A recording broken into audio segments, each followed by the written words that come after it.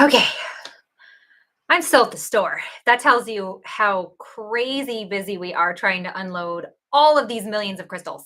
So hopefully everybody can kind of hear me. I am hopefully set up a-okay so everybody can hear me. Let's see. I want to make sure that chat. Um Trying to make sure. Hang on one second. Yep, you guys can hear me. Fabulous. All righty. So this isn't going to be like that long of a video here, but I do want to talk about automatic writing because I have a lot of people that ask me about it, like a lot. And it's something that's so easy for me that I do it all the time. So it's something that comes fairly easy for me, and I forget that my my perfectionist friends have issues or have a hard time doing this. So you'll notice that there is a chat bar on the side. Um, if you guys have questions, by all means, ask. I'm trying to, la, la, la, la, what is this?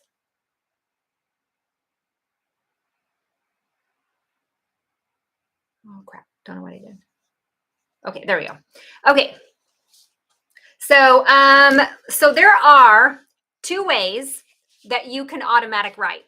So first of all, I want to go over why you even want to automatic write in the first place. And I think everybody, I'm going to try to explain this the best that I can because it's hard to explain energy. It's really hard to put energy into words. I know that everybody has had an opportunity or at least had a certain point in their life when you were fully tapped in and you were on point. Like you knew you were on point. You knew that like there's a flow, there's an energy to that. So what we're trying to do when we automatic write is to tap into that flow. All right. So basically put, so when we're tapping in, or when I use the term tapping in, what I mean by that is you're listening, you're opening yourself up to be able to not only hear your higher self, but spirit guides, loved ones, all that good stuff, right? So when I say tap in, that's what I mean. And so when you are automatically writing, you are tapping into that energy flow and trying to interpret that energy flow to be able to put that on paper. And this is a really easy technique, especially if you really want to start that conversation with your spirit guides or at least get to know them. It's like you can say the words out loud, but it's hard for you to receive. And automatic writing is a really easy way to begin practicing communication, not only with your spirit guides, but your higher self, but also receiving that energy as well. And so that's why I really like automatic writing. But here's the deal, it's more than just writing, too, as far as like words are concerned. I know a lot of people that have a lot of artistic talent, painters, people, just artists, they are able to tap into that energy flow too. That's why many times my artists, once they get in that flow, they don't want to put their paintbrush down, right? They just want to keep going. Same with writers. When they begin writing, they have a flow. So what we want to do is, again, tap into that flow. And so there is an actual term for it. It's psychography is what it's actually called. Some people like to say that you're tapping more into your subconscious, but if you're tapping into your subconscious, well, you're tapping into spirit too. So it's the same form. It's the same way of doing it. All right. So basically put, I'm going to go through some tips and tricks on how to do this. I didn't grab my, good thing I am here. So I can use this for an example. All right. So how I started automatic writing was, first and foremost, you've got to find the right spot. You can't just sit there and be like, oh, I'm going to automatically write right now. I'm like, it doesn't work that way. You kind of have to prime yourself or prep yourself. So first thing you're going to want to do is find a quiet place. Obviously, if you're, a mom with some kids, it's a little hard to do that. I get it. I get it. So sometimes if you want to just try to begin doing this, all you really need to do is maybe sit in the car, watch the birds outside, just try to get that little break away. But generally speaking, expect maybe 10-20 minutes to kind of get you going. What do I mean? So first thing you're going to do is find that quiet spot. and if you're a normal meditator, this really helps a lot. If you don't meditate regularly, I'm going to tell you maybe start there, because you got to be able to sit still for 10-20 minutes to be able to automatic write.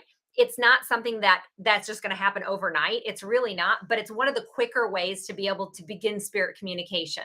So the best thing that you can do is, like I said, get accustomed to meditating, or at least sitting in silence and not getting on the phone or having those distractions, right? So that's going to be the first thing. So if you're a regular meditator, then this is going to be great. So the next thing you're going to do is you're going to sit there and actually meditate. Now, here's the deal: when you meditate, I don't want any expectations. None.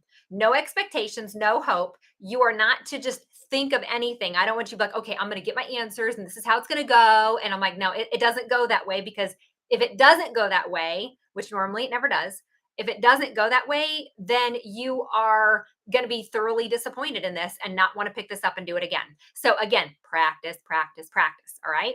So, you're going to find that quiet space. You're going to want to meditate because you want to clear your mind of your ego, and then you're going to want to be able to raise that vibrational frequency. All right. So that's a big one. You got to get out of that head space and get in the heart space. Right. So once you get to that point, about 20 minutes, you're slowly going to take those like 3 deep breaths in through your nose and out through your mouth. And the reason why we always say 3 deep breaths is 1, 3, 6, 9, 12, 144, very spiritual numbers, right? So we always want to take 3 deep breaths, and not here in the chest. We want to take them through the diaphragm. So you want to get that big air, Buddha belly, right? You want to get that big full air in there to clear everything. Then when you begin meditating and when you end meditating, it's about the same. You want to start with 3 deep breaths. Sometimes you yawn, that's a good thing. So, and then when you're coming out of your meditation, you slowly want to begin to move your fingers, move your toes, move your hands, and then take those 3 deep breaths. After that meditation, you got everything set up. That's when we can begin automatic writing. And so, how I learned it at the beginning, I'm going to teach you this one, but how I do it now, totally different. So, when I had to first start, I had 2 colored pens, a blue one and a red one. And so what I would do is ask the question with my blue pen. So I would meditate, do my thing, right? I'm going to get my blue pen out. And the first question I want to ask, I'm actually going to write it down. And then when it comes to spirit communication, you're going to get an answer in your head before you even get the question asked in your head. Now, to start, what I always tell people is that you want to say your question out loud. So that way it gives a little bit of a pause, so it's not so quick, so you don't miss it. So what you're going to do is be like, okay, spirit guides, and we want to set that intent. I only want to talk to people for my highest good. We want to set an intent. We're going to do it at the very beginning. So find that quiet spot, set that intent. We're going to meditate, and then we're going to be like, okay, God, I only want to talk to people for my highest good. So here's my question. You're going to write that question with the blue pen. The first answer you get, you're going to respond with the red pen. And then you're going to ask another question. And then you're going to respond with red pen. And then you're going to ask another question. Then you're going to respond with red pen. So it sounds kind of tedious, but at the same time, this is how I started. And after, the first 2 or 3 questions, you'll start to see a flow. There will be a flow with that. Your handwriting will be horrible. It'll be horrible. And the reason why is because your brain is working faster than you can write. That's why the longer you've been spiritually awoken or enlightened, the worse your handwriting is, the worse your short-term memory, right? And the reason why is because you don't need your logic as much. You're using your intuition more. So you kind of lose the logic along with the handwriting. So your handwriting is going to be terrible. The worst thing you can do is stop and try to interpret what's going on, or stop and try to edit while you're doing it. Don't do that. Just get it on paper. Get the facts on paper. You will read it later. This is not something that you're supposed to be thinking about. You don't want to be thinking at all. You're just going to be like, okay, here's my question. There's my answer. Here's my question. There's my answer. So you'll notice, like I said, after about the 5th or 6th question, you'll start to see that flow. A lot of times then what I do is the first couple questions that I ask, I'm going to ask again towards the end, because I have that flow set up just a little bit better. Now, it's an excellent way to begin communicating with your spirit guides. It really, really is. But a lot of times I think people are expecting it to be more glorious than what it is, and this, oh, magical moment is not. It's not. You are literally writing down whatever pops into your head ASAP. And not only that, it's going to feel like your imagination. I feel like I get paid to use my imagination all day. It's not my imagination, though. It's not. If you're seeing replicating numbers, if you're seeing 1111 and you're seeing all those other numbers past that, then at that point you are spiritually enlightened and your intuition is your imagination. It's the same. So that's why I don't want you to just go, ooh, and kind of stop what you're doing, go, wow, keep writing, keep going. So the other trick to this is that after a while, you're going to get hand cramps from writing. Now, what I do, I use my computer.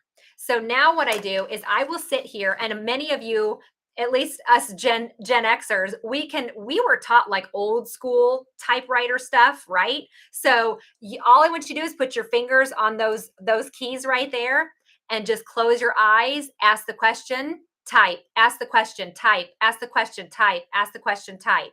So, like I said, it sounds simple. Keep it simple. Always keep this stuff simple. And so once you start to notice a flow on that, it comes faster. And that's what I mean by faster is that you'll ask that question in your head and you'll get an answer before you can even write it down. I'm like, that's it. That's the message. And don't expect it, like I said, to be this miraculous thing. You're gonna be like, okay, what's your name? And he's gonna be like, Jim. And you're going, yeah, no, it's not anything miraculous. It's really not.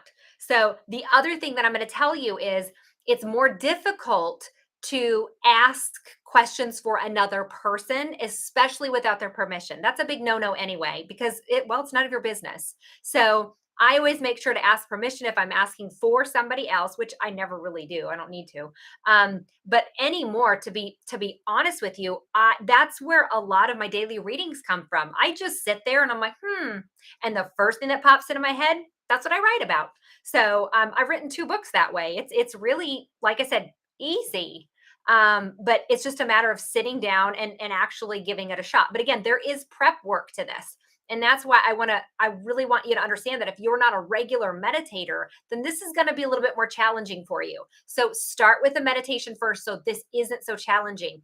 And if it's hard and you're frustrated, give it a timeout, put it down for a week, try it a week later. So because there's no point of you getting frustrated over any of this. It just means that tell me that a lot of times it's just not the right time, or we're trying to force this. And again, if you're trying to force an interaction, if you're trying to force anything, it's usually the wrong time or it's a plan B, right? Give examples of what kind of questions to ask. Anything. Anything. Is this person for my highest good? Is this job the best career choice that I could be making? Now, remember, your spirit guides nor your higher self and anyone else, any other spirit. So they cannot tell you what to do. They can only give you the best outcome of what could possibly happen. So I mean, it's not necessarily they're wrong. Your free will affects everything. And no one, no spirit, human, nothing, nobody can affect your free will without your permission. That is a universal law that we have in this galaxy. So there's 12 universal laws. You can watch my YouTube videos on it, but they can't violate that. No one can. No one has a right to. So that's why spirit can't tell you what to do because, well, you chose to be here in the first place and you chose your free will to be able to choose for yourself personally. So you can ask any question. It could be career related, love related, health related.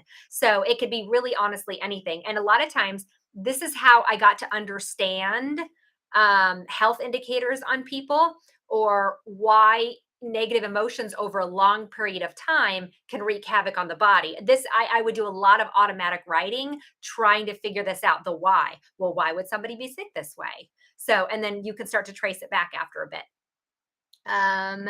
Usually I don't formulate the questions ahead of time. Usually I'm more of a go with the flow person, but if I'm just feeling like unsettled or I feel like I'm like, gosh, I got to get some answers and I don't have a lot of time, meaning that I don't have like I can't take 2 days off and go play in Mother Nature, then a lot of times I'm going to try to automatic write. So sometimes I'll use my pendulum. Usually anymore, I don't use my pendulum. A lot of times I'm just going to automatic write, which automatic writing is another form of divination. That's another form on how to be able to communicate with your spirit guides. And remember, you're never a bother to spirit. You never bother your spirit guides. You never They are here for your help and unconditional love.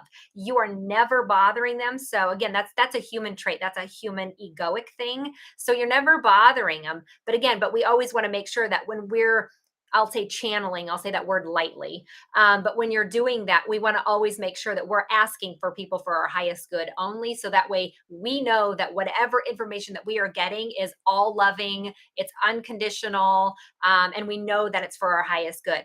At any point in time, if you feel like you get bad advice or you feel like they're really telling you what to do and giving you the wrong advice, I guess, then that means to tell me that you're not talking to your spirit guide. So because and it does happen, especially if you forget to set that intent. So just make sure that you are, like I said, asking particular questions when it comes to your highest good. All right. You can do yes or no questions, absolutely. But if you want more detail, that's where the automatic writing comes in. Pendulum is great for the yes and no questions. Again, we're talking personal questions, not does he love me? Does she like me? They're going to give you a false read. All right. So this is more for you and your personal questions. If you're going to do the yes and no's, I would suggest a pendulum. It's quicker, it's faster. But if we want more of those deep questions like, why did I pick my mother? That will automatic write that. So, or, what is my purpose? What do I do? What talents do I have maybe that I haven't figured out yet? I mean, the questions are quite literally endless. So that's why I really like to do automatic writing.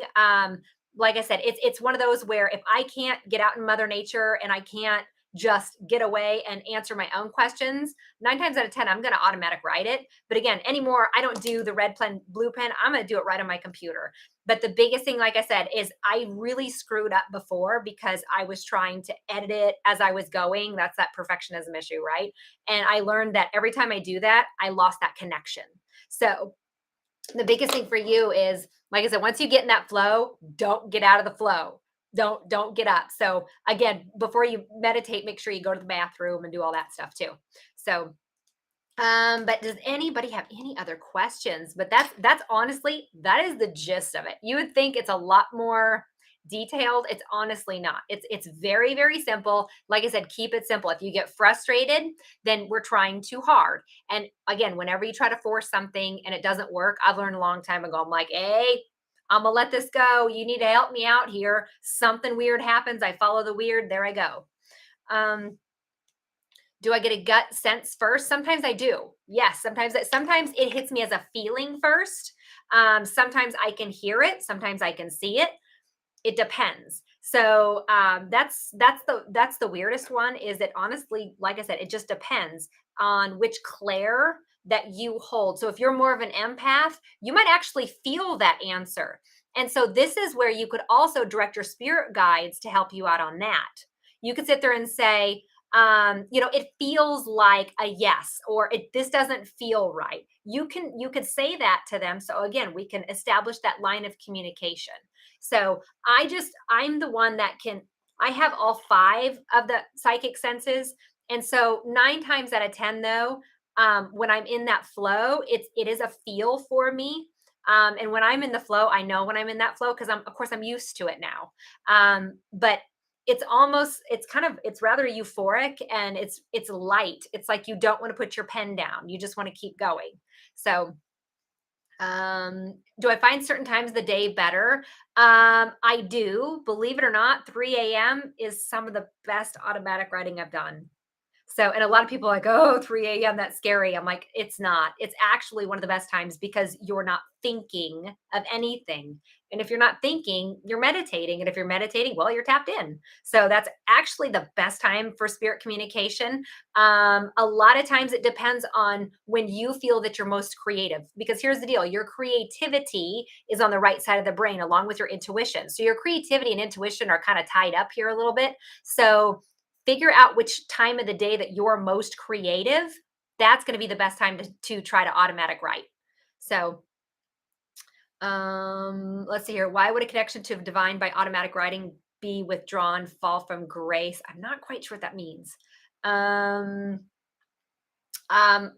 like I said, usually I'm gonna blame it on me. If I'm having a connection issue, it's probably me or my environment. It could be my environment too. So if I haven't saged in a while. So but I mean, I'm here at work. We sage here all the time. So heck, I just say I did the sage spray just before I started too, because well, we have a ghost here. So he's just been kind of a little feisty lately.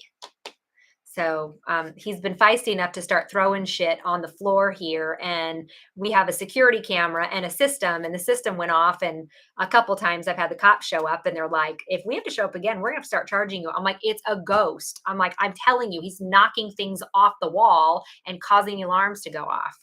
So we're going to have a chat. We've already had one. We might have to have another. Is there a way to tell who you're getting your messages from? You can ask that question in automatic writing. So I'll tell you, I have found the difference. It is so subtle.